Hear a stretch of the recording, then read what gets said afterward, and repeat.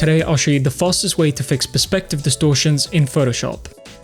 This image was taken on the streets of New York City and has a pretty bad composition.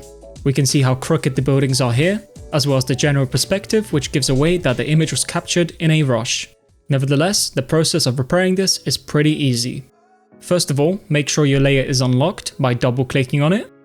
Then all you need to do is select the layer and go to Filter, Camera Raw Filter.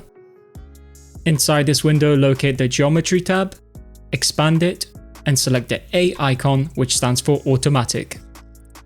I'd be pretty happy with this result, but in case you're not, you can attempt to just level the image, which will just straighten the horizon line and not the buildings in the background. You can also apply a level and vertical perspective. The only difference between this and automatic is that crop isn't applied, so it's possible to paint back these areas with the clone stamp tool and you'll be able to retain a wider shot. I haven't found any use for the full effect.